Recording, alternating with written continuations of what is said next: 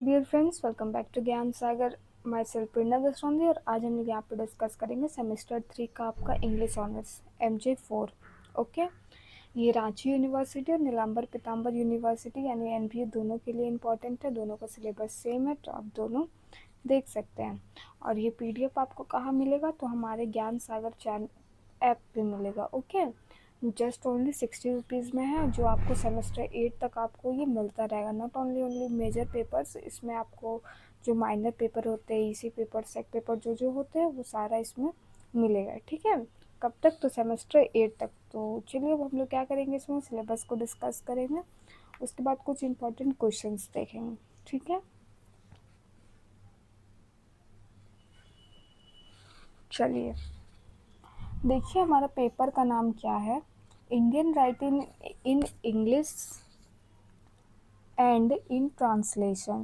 ठीक है, तो हमारा इंडियन राइटिंग, जो इंडियन राइटर्स थे वो इंग्लिश में कैसे उनका लिखना स्टार्ट हुआ, यहाँ पे वो हम लोग को देखना है। और कौन कौन सा मेजर राइटर्स थे और कौन कौन सा मेजर उन लोग का लिटरेचर था, वहाँ पे आप लोग को देखना है, स्पेशली पोयम और ड्रामा में, पोइट्री और ड्रामा का। ठीक है, ट्रांसलेशन का मतलब क्या होता है? जो अनुवाद किया है। ठीक है, मान लीजिए वो फ्रेंच में लिखा होगा या फिर कुछ और में लिखा होगा, तो उसको क्या करना, कन्वर्ट करना। मान लीजिए हिंदी में लिखा हुआ, हिंदी से ही किस में कन्वर्ट करना है, इंग्लिश में, तो वही ट्रांसलेशन। ओके, चलिए तो देखिए हमारा यूनिट 1 में आपका टोटल 4 यूनिट है। उसमें यूनिट 1 में आपको पढ़ना है history of Indian writing in English, क्या इतिहास रहा है। ठीक है, और इसके ये में पढ़ना है आपको पोइट्री और ड्रामा के पर्सपेक्टिव से।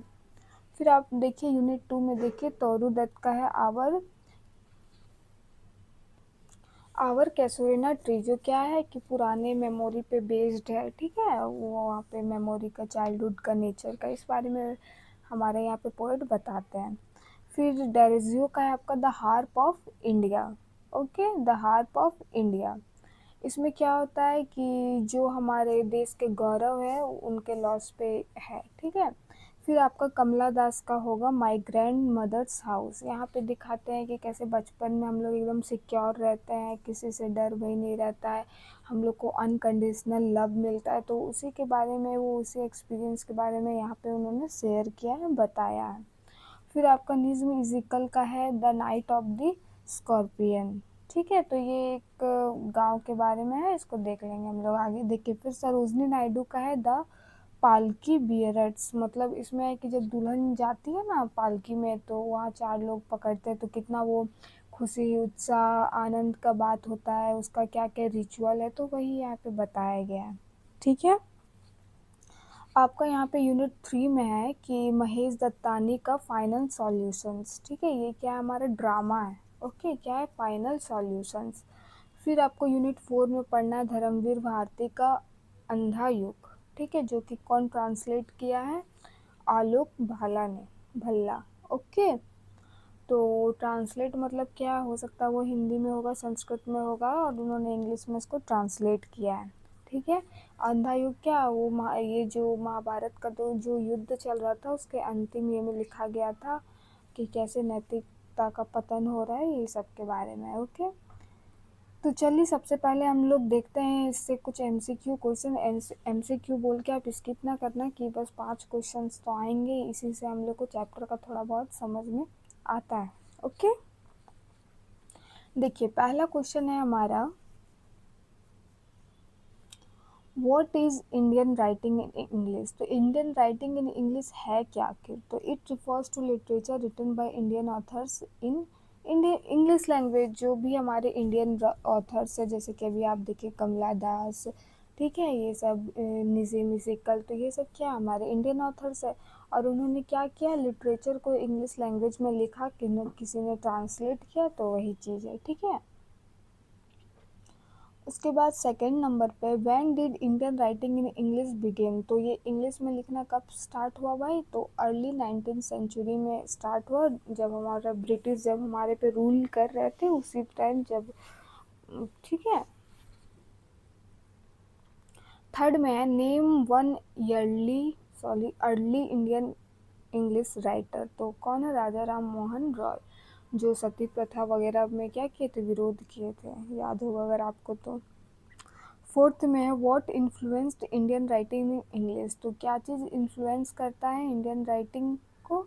तो British education and western literary tradition. तो देखिए जो हमारा उस टाइम, आपको अगर पता होगा तो जो मैकुले मिनट ये सब अगर आप पढ़े होंगे तो वो सब क्यों आया था? तो हमारा क्या, हमें वेस्टर्न लैंग्वेज सिखाने के लिए, वेस्टर्न एजुकेशन देने के लिए वो चाहते थे कि क्या करें, इंग्लिश में ही आगे बढ़े ये लोग, और ताकि उसका एडमिनिस्ट्रेशन मतलब उनका जो प्रशासन था वो अच्छे से काम कर सके। इसका बहुत कोई विरोध भी किए थे कि नहीं, एजुकेशन होना चाहिए हमारे वर्नाकुलर लैंग्वेज में, मतलब हमारे रीजनल लैंग्वेज में जो हमारा काम आएगा। इसके लिए बहुत सारा रिपोर्ट भी आया, बहुत सारा ये भी आया, ठीक है, प्रोग्राम भी बना। फिर लास्ट में बोला गया कि स्टार्टिंग में हम लोग इसको देंगे वरना रीजनल लैंग्वेज, उसके बाद इंग्लिश लैंग्वेज देंगे हायर एजुकेशन में। तो वही चीज़ यहाँ पे बताया गया है, ठीक है। पहला ब्रिटिश एजुकेशन हमें क्या, इंग्लिश ही सिखाना। बहुत अच्छा एक कोट है कि टेस्ट इन इंग्लिश, क्या तो कोट था, बहुत अच्छा था, बट चलिए। 5 में है what are the main genres in Indian writing in English poetry. देखिए एक जो ये जेनर वर्ड आया है ये आपका अभी से लेके सेमेस्टर 8 तक काम आएगा। जेनर वर्ड का मतलब क्या होता है, काइंड हो गया, बोलिए स्टाइल हो गया, ठीक है। मान लीजिए आपके मन में एक कुछ लिखने का मन किया तो आप सबसे पहले क्या सिलेक्ट करोगे कि इसको हम एज अ पोएम लिखेंगे, या एज अ ड्रामा लिखेंगे, या एज अ फिक्शन लिखेंगे, या ऐसे ऐसे लिखेंगे, पैराग्राफ लिखेंगे। कुछ आपके दिमाग में आया होगा ना, तो उसी को जेनर बोला जाता है, टाइप बोला जाता है कि आप किस फॉर्म में इसको लिख रहे हो, पोइट्री का फॉर्म में लिख रहे हो, स्टोरी में लिख रहे हो, क्या चीज़ में लिख रहे हो, ठीक है। तो उसी को जेनर बोला जाता है, ठीक है। चलिए यूनिट 1 से था इसका इतिहास। अब हमारा यूनिट 2 से पोइट्री आवर क्या है, कैसुरिना ट्री, ठीक है। तो क्या है, इससे कुछ क्वेश्चंस देखिए आप। What is the central theme of our casuarina tree. तो ये पे क्या है, ये इसका सेंट्रल थीम क्या है, तो मेमोरी, जो हम पिछला उनका जो रहा है, और क्या है, नॉस्टैल्जिया। नॉस्टैल्जिया मतलब पुरानी यादें, जो होता है हमारा इंस्टा में बहुत फेमस होते हैं नॉस्टैल्जिक थिंग्स, है ना। तो वो आप लोग समझ रहे होंगे। 7 में हमारा what does the casuarina tree symbolises. तो वो कैसुरिना ट्री है वो किस चीज़ का प्रतीक है, किसको सिम्बलाइज कर रहा है। तो किसको कर रहा है, जो चाइल्डहुड का जो मेमोरीज है और जो उसके साथ इमोशनल अटैचमेंट होता है ना, हम लोग किसी पेड़ के नीचे खेलते रहते हैं बचपन में, नहीं होता है हमेशा उसी पेड़ के नीचे। तो वही बोल रहा है, जो चाइल्डहुड का जो मेमोरीज है, यादें हैं, और क्या जो उसके साथ जो इमोशनल अटैचमेंट है। आप लोग को पता नहीं है कि नहीं है, तो मेरे घर के बगल में एक जामुन का पेड़ है, ठीक है। उसके बगल में एक आम का भी। वो जामुन का पेड़ मतलब क्या होता है, जितना बार भी ज़्यादा आंधी तूफान होता है उसका एक डाल गिरना ही गिरना है, तो बहुत ख़राब लगता है कि लगता है ये पेड़ कुछ दिन बाद बचेगा ही नहीं। तो वो होता है इमोशनल अटैचमेंट। आप जिसको बचपन से देख रहे हो, खेले हो, उसका खाए हो, होता है ना। पता नहीं आप लोग के साथ होता है कि नहीं, बट मेरे साथ तो होता है। चलिए अब देखिए डेरिजियो का द हार्प ऑफ इंडिया। आप लोग बताइएगा कमेंट में, आप कोई नेचर लवर है कि नहीं, बस लिटरेचर लवर है आप लोग। द हार्प ऑफ इंडिया, ठीक है। तो इसका सेंट्रल थीम है क्या भाई, तो डिक्लाइन ऑफ इंडियन पोएट्री, ठीक है। सेंट्रल थीम क्या है, डिक्लाइन ऑफ इंडियन पोएट्री। 9 में है कि what does the harp symbolize. तो हार्प यहाँ पे क्या सिंबलाइज कर रहा है, किसका प्रतीक कर रहा है, तो इंडियन पोइटिक ट्रेडिशन को यहाँ पे बता रहा है कि कैसे हम लोग पहले लिखते थे, ठीक है, तो उसका। फिर हमारा है 10 नंबर पे कमला दास का है कि what is the main theme of the poem. तो क्या, लोनलीनेस एंड लॉस्ट लव। तो अभी उनको क्या याद आ रहा है लिखते टाइम कि कैसे हम लोग बचपन में एकदम सिक्योर रहते थे, मज़ा ही मज़ा रहता था, एकदम इंजॉयमेंट वाला थिंग्स था। तो उस चीज़ को अभी क्या कर रही है, वो अकेलापन फील कर रही है, और अपने उस प्यार को, जो बहुत सिक्योर लव था, जो अनकंडीशनल लव था, वो क्या कर दिए, वो खो दिए। जैसे जैसे हम बड़ा होते तो हमें लगता है कि एक्सेप्ट घर वाले कि ये हमसे बस स्वार्थ के लिए प्रेम करते हैं, चाहे कुछ भी है कि नहीं, कोई ना कोई हमसे कुछ चाहते हैं। चलिए 11 नंबर पे देखिए what is the grand mother's house represent. तो यहाँ पे जो उसका ग्रैंड मदर का हाउस है, दादी का घर है, वो क्या रिप्रेजेंट कर रहा है, तो comfort and emotional security. Emotional security का मतलब वही कि कोई आपसे कुछ चाह नहीं रहा है, निस्वार्थ भाव से प्यार कर रहा है, अनकंडीशनल कर रहा है। और कंफर्ट मतलब आप वहाँ पे कंफर्टेबल मतलब तो समझते ही होंगे। चलिए, निजी म्यूजिकल का देखिए, नाइट ऑफ द स्कॉर्पियन में क्या है।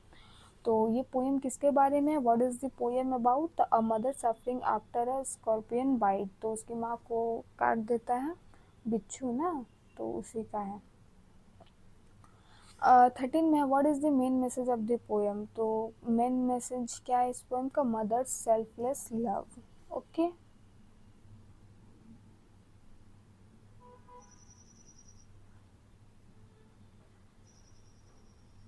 यहाँ पे ना शायद ये वाले पोएम में कि था जो माँ का जो सेल्फलेस लव को किसको ये से किया है, अंधविश्वास से शायद कंपेयर करके किया। बहुत अच्छा है पोएम, आप जरूर पढ़िएगा इसको। उसके बाद देखिए, सरोजनी नायडू का है द पाल्किन बियर्स। क्या है भाई? तो what is the poem about? तो ये पोएम किसका है? The journey of a bride in a palanquin. ठीक है। तो उस ब्राइड का क्या जर्नी रहा होगा, कितना खुश फील करती होगी या कितना दुख फील करती होगी, क्या रहता होगा, तो उसके बारे में यार उन्होंने बहुत अच्छे से बताया है। बहुत मतलब ट्रेडिशनल थिंग्स कुछ कुछ ऐसे हैं जो बहुत ज़्यादा अच्छे हैं, है कि नहीं, रीति रिवाज हमारे। 15 में what is the tone of the poem? तो टोन ऑफ द पोएम क्या है? जॉयफुल एंड म्यूजिकल है, मतलब हर्ष उल्लास का टाइम है कि जा रही है दुल्हन, है ना, घर वो छोड़ रही है, फिर भी उसके मन में क्या है? उत्सुकता है। तो वही चीज़ है। फिर हमारे यूनिट 3 में देखिए, ड्रामा है। What is final solution about? तो फाइनल सॉल्यूशन अबाउट किसके बारे में? तो communal tension between Hindus and Muslim. Okay. Who is the author of final solution? तो कौन है? महेश दत्तानी जी। 18 में है what is the main theme of the play? तो मेन थीम क्या है? तो communalism and social conflict. Social conflict किसके बीच में? हिंदू और मुस्लिम के बीच में। 19 में what technique is used in the play? तो chorus and multiple perspective. Chorus मतलब आप लोग देखे होंगे, कोरस में गाना गाता है वो लोग, है ना, पीछे से जो ब्लैक ब्लैक पहन के। 20 में देखिए, what does the play highlight? ये ड्रामा, ये प्ले क्या हाईलाइट करता है? तो pre justice and misunderstanding in society. Pre justice का मतलब क्या होता है? बहुत प्यारा वर्ड है जो हम लोग के साथ हमेशा जुड़ा हुआ रहता है। किसी को भी आप जो अपने से जज कर देते हो, फर्स्ट जज कर देते हो उसी के। अब पहला मीट में होता है ना, जैसे बहुत ये फेमस है कि first impression is the last impression, वो तो सबसे बेकार चीज़ है। ओके। अगर आप बहुत मैच्योर है तो हम आपको बता रहे हैं। आप सोचिएगा हम अच्छा कपड़ा पहन के जाएंगे, अब अच्छे ये करेंगे तो लोग उसको आप एक बार में जज कर लेते हो, फिर वो आपका क्या निकल जाता है? गलत निकल जाता है। होता है ना ऐसे, मेरे साथ तो ऐसे ही होता है। जिसको हम सोचते हैं कि पहले जो स्टार्टिंग में अच्छा बनता है वो क्या होता है? ख़राब निकल जाता है। जो स्टार्टिंग में ख़राब लगता है वो अच्छा बन जाता है। मतलब जो हमारे मन में हम लोग प्री जजडिस जो कर लेते हैं वो सबसे ख़राब होता है। ओके। आप समझ लीजिए, समझने में, सोचने में। ठीक है। यूनिट 4 में है धर्मवीर भारती का। तो देखिए क्या है, व्हाट इज अंधा युग बेस्ड ऑन? तो क्या है भाई अंधा युग? तो aftermath of the Mahabharata war. तो जो महाभारत वार का जो युद्ध हुआ था महाभारत में, उसके बाद का है, अंतिम दिन का है। ठीक है। फिर देखिए, हु ट्रांसलेटेड अंधा युग इनटू इंग्लिश? तो है किसका ये? धर्मवीर भारती का है ना। और इनको ट्रांसलेट किसने किया है? तो आलोक भल्ला ने। 23 में हमारा what is the central theme of the play? तो क्या है? Moral blindness and destruction. Moral blindness का मतलब क्या होता है कि अंधाधुंध प्यार करना, इथिक्स को भूल जाना, जस्टिस को भूल जाना, है कि नहीं। व्हाट डज अंधा युग मीन? तो एज ऑफ ब्लाइंडनेस। ओके। चलिए इसको स्किप करते हैं थोड़ा।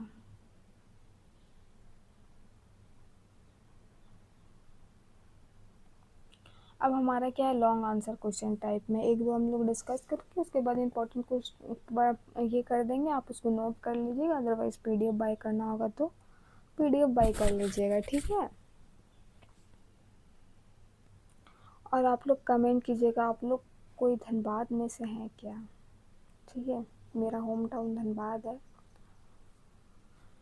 हाँ भाई, तो पहला क्वेश्चन क्या है, discuss the origin and development of Indian writing in English with special reference to poetry and drama. मतलब क्या बोल रहा है यहाँ पे कि कैसे ओरिजिन हुआ, कैसा इसका डेवलपमेंट हुआ, विकास हुआ, ठीक है। और आपको स्पेशल रेफरेंस जो आपका सिलेबस में दिया हुआ है वो सबका लेना है, ठीक है। आवर ये ट्री वाला हो गया, और भी जो 4 पोएम है उसको लेके। तो देखिए क्या लिखा हुआ है। इंट्रोडक्शन पहले आपको देना है। देखिए एक बार मैं आपको बता देती हूँ कि आपको कॉपी कैसे लिखना है। सबसे पहले तो आप इंग्लिश इंग्लिश बोल रहे हैं, आप आर्ट्स के हो, बीकॉम के हो, बीएससी के हो, डजेंट मैटर। ऐसा नहीं कि आपको बहुत ज़्यादा लिखना है तो आप एकदम फास्ट भागोगे।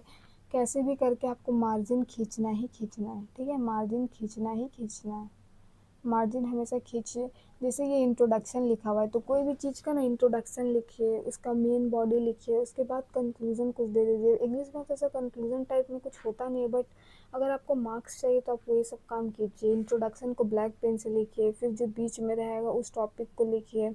जो लगेगा आपको कि नहीं दिस इज़ इम्पॉर्टेंट, ये जो जो हमारे टीचर है जो साइन करेंगे, जो कॉपी चेक करेंगे, उनको ये पॉइंट दिखना चाहिए।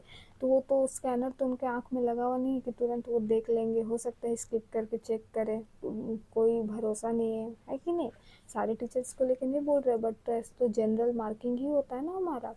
तो आप उसको क्या कीजिए, थोड़ा ब्लैक पेन से ऐसे कर दीजिए। ब्लैक पेन से नहीं करना है, पेंसिल से करना है, ओके। पेंसिल से हाईलाइट कर दीजिए ताकि उसको वो ना चाहते हुए भी उस चीज़ को वो देखे, वो स्किप ना कर पाए, समझे। तो ये सब टेक्निक होता है। आप इतना भी यूज़ नहीं कीजिएगा तो फिर जैसे लिखते आ रहे हैं वैसे लिखिएगा, मिलेगा वैसा ही मार्क्स। चलिए, तो देखिए हमारे इंट्रोडक्शन में क्या लिखा हुआ है।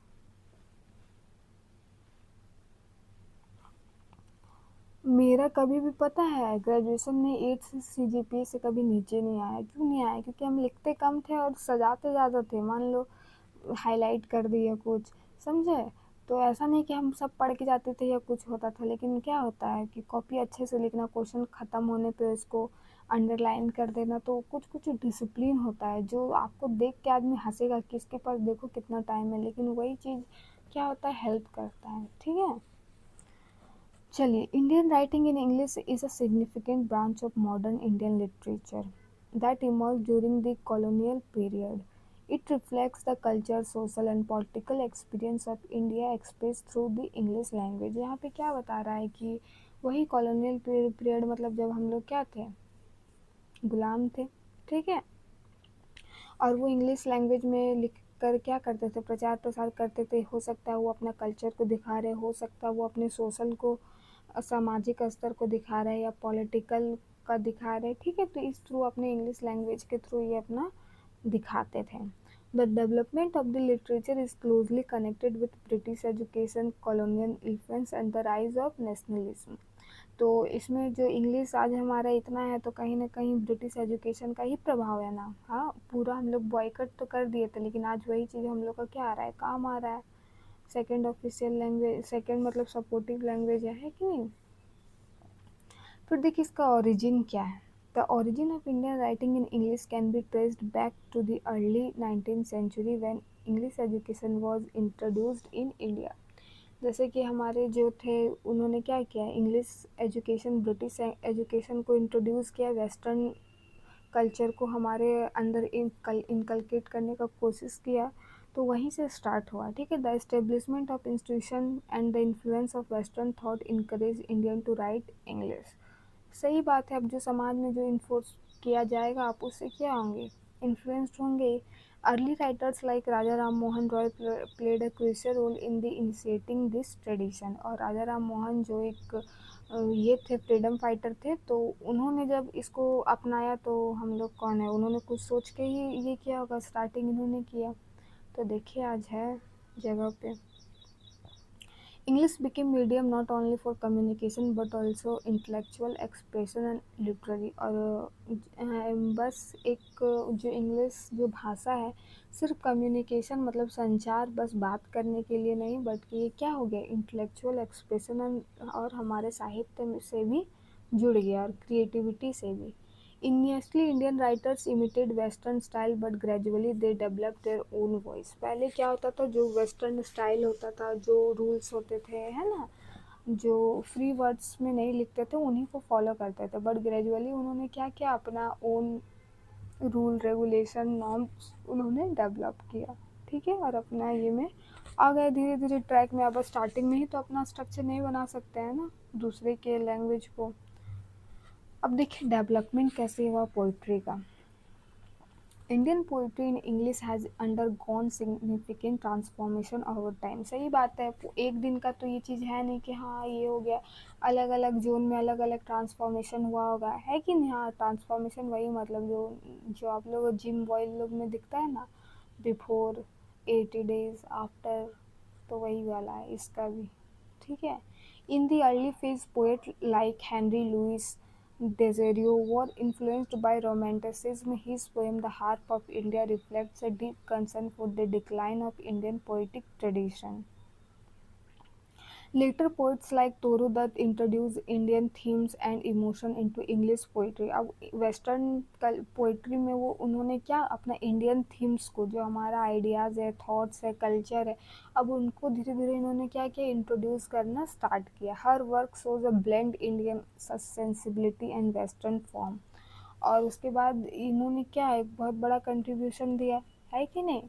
In 20th century, poets such as Sarojini Naidu and Nazim Iqbal brought new dimension to Indian English poetry। और ये सब क्या लाया, नया डायमेंशन लाया, नया नया रूल रेगुलेशन लाया, नया उसमें थीम्स लाया, फैक्ट लाया कि हाँ इसको इस तरह से करने से ज़्यादा बेटर होगा, ज़्यादा इम्पैक्टफुल होगा, ज़्यादा लोगों को एंटरटेन करेगा।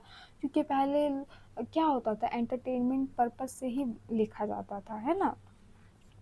Naidu's poetry is lyrical and musical, while Ezekiel focused on modern urban life and realism। और जो सरोजनी नायडू का वो क्या होता था, लिरिकल होता था, राइम होता था, म्यूजिकल होता था, मतलब इंजॉयफुल और ये वाला है इमोशनल वाला। लेकिन जो इजिकल का है वो क्या मॉडर्न अर्बन लाइफ को दिखाते थे, रियल लाइफ को दिखाते थे, ठीक है। चलिए अब देखिए डेवलपमेंट ऑफ ड्रामा, देखिए पोइट्री का देख लिए, अब ड्रामा का देखिए। Indian English drama develop later compare to poetry. जो ये ड्रामा है, पोइट्री का विकास पहले ही हो गया था, बाद में हुआ ड्रामा का, ठीक है। Initially, drama was influenced by Western theatrical tradition. However, modern playwrights introduced Indian themes and social issues। पहले क्या होता था, जो ड्रामा होता था, जो प्ले होता था, वो वेस्टर्न जो थिएटर में जैसा ट्रेडिशन था वैसे ही एज सेम होता था। बाद में इन्होंने क्या किया, मॉडर्न जो राइटर्स आए उन्होंने अपना इंडियन थीम्स को, जो सोशल इशूज़ है, कास्ट, रिलीजन, ये सब को फिर उन्होंने दिखाना स्टार्ट किया। Writer like Mahesh Dattani brought realism and contemporary concern into Indian drama। contemporary concern मतलब जो अभी चल रहा है, जो प्रेजेंट में जो इश्यूज है उसको, ठीक है। His plays deal with social issues such as communalism, gender discrimination and identity crisis। हम कौन है, क्या है, हम लोग जो डिस्क्रिमिनेशन करते थे पहले भी बहुत होता था, आज भी गांव देहातों में होता ही है, होता है कि नहीं। Similarly, translated works like Andha Yug by Dharamveer Bharati gained importance in English, showing how Indian classical themes could be expressed through translation। और उन्होंने फिर जो भल्ला, ठीक है, उन्होंने जो किया कि हाँ अब हम क्या करेंगे, न्यू मतलब जो हमारे इतना बड़ा बड़ा ये है शास्त्र है, लिटरेचर है, उनको अब धीरे धीरे उन्होंने क्या किया कि हाँ इसी ट्रेडिशन में, इसी ट्रेंडिंग वे में उसको क्या किया, इंग्लिश में कन्वर्ट किया। वो भी बहुत लोगों को पसंद आया, है कि नहीं। रोल ऑफ ट्रांसलेशन क्या है, रोल ट्रांसलेशन का क्या इंपॉर्टेंस है, ट्रांसलेट करना क्यों ज़रूरी है। तो देखें, translation played a vital role in the development of Indian writing in English. It help bringing a regional literature to wider audience. अब देखिए क्या रीजनल लिटरेचर को क्या, अब मान लीजिए वो मैथिली में लिखा हुआ है, तो अब हम लोग तो मैथिली नहीं पढ़ पाएंगे, है कि नहीं। तो यही है कि अब इंग्लिश सबको आता है, सब जानते हैं, सब ये होते हैं, तो उसको जब इंग्लिश में कन्वर्ट किया जाएगा तो वाइडर रेंज में लोगों तक पहुँचेगा, ऑडियंस तक पहुँचेगा, जो कि साहित्य क्या होगा, विकास होगा, एक तरीके से बोल सकते हैं। Many important works original written in Indian language were translated into English, making them globally accessible. तो वही है कि बहुत ऐसा ऐसा चीज़ है हमारे पास, ग्रेट ग्रेट जिसको क्या है सीमित है, तो उस चीज़ को जब तक ट्रांसलेट नहीं कीजिएगा तो आप ग्लोबल लेवल तक उसको कैसे पहुंचाइएगा। ठीक है, चलिए अब हमारा क्वेश्चंस हम लोग अब देखेंगे। ठीक है, कि एग्जामिन इसका अगर आपको बोलिएगा कि पार्ट 2 समझाने के लिए तो कमेंट कीजिएगा, तो इसका पार्ट 2 भी ले आएंगे। आप इसका इम्पोर्टेंट क्वेश्चन देख लीजिए क्योंकि टाइम ज़्यादा है नहीं। तो क्या है हमारा, पहले examine the major characteristics and the themes of India writing in English poetry and drama. तो वही कि मॉडर्न इशूज़ को लाना है कि नहीं, पहले वेस्टर्न को हम लोग करते थे तो वही चीज़ आपको लिखना है कि फिर ब्लेंड करते थे, दोनों को मिक्स करते थे, है कि नहीं, कि इंडियन का भी फील आया और वेस्टर्न का भी। और सिंप्लिसिटी हम लोग में ज़्यादा रहता था, क्लियरिटी ज़्यादा रहता था, क्योंकि ज़्यादा आप कॉम्प्लेक्स कर दीजिएगा तो फिर तो वो आपका सीमित हो गया, ज़्यादा लोगों तक पहुँचेगा नहीं, इंग्लिश तो उतना हम लोग को आता नहीं है ना, तो वही है।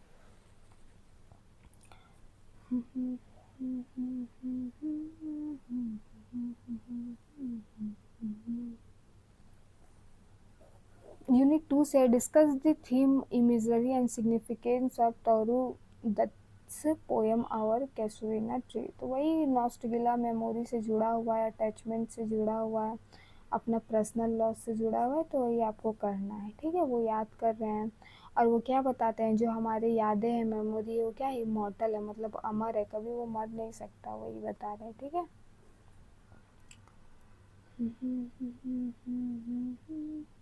सेकेंड क्वेश्चन में analyse Derozio's the harp of India as a reflection of the decline of Indian poetry. तो आप कैसे बताएंगे कि ये डिक्लाइन है इंडियन पोइट्री का, तो उसको आपको बताना है।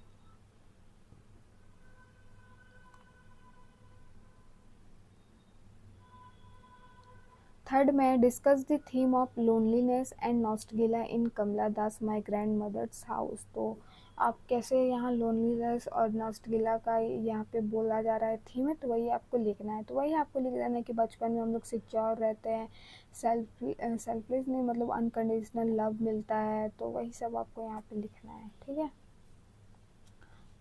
और प्रेजेंट में हम लोग को क्या रहता है, इनसिक्योरिटी हो जाता है।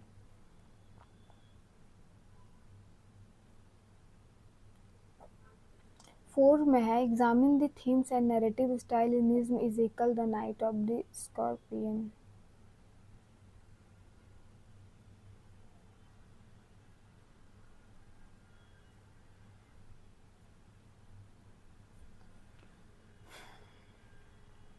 5 में analyse the poetic features and theme of Sarojini Naidu's पाल्कियंस पीरियड्स। ये ज़रूर आप लोग सारा पोएम को पढ़िएगा, बहुत अच्छा अच्छा पोएम है। ठीक है, फिर है फाइनल सॉल्यूशन ड्रामा से आपका क्वेश्चन है, discuss Mahesh Dattani's final solution as a play dealing with communalism and social conflict of in Indian society.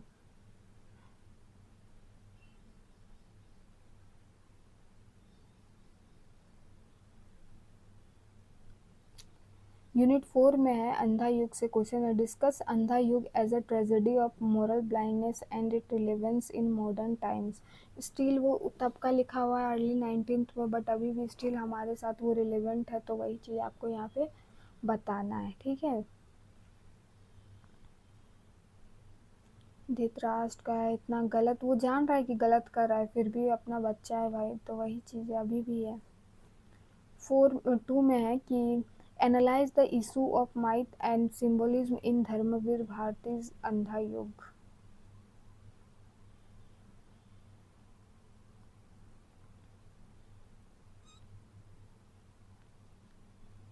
चलिए इतना था आप लोग का, और अगर आपको सारा क्वेश्चन का ये जानना होगा तो आप कमेंट कीजिएगा, मेजोरिटी में रहेगा तो बना देंगे, अदरवाइज़ आप पढ़िएगा, समझ में आ जाएगा, बहुत अच्छा से लिखा हुआ है सिंपल लैंग्वेज में। ठीक है, तो चलिए, thank you for watching, have a nice day, all the best for your exam, अच्छे से एग्ज़ाम दीजिएगा, जैसे कॉपी में लिखने बताएं वैसे लिखिएगा। ठीक है, बाय।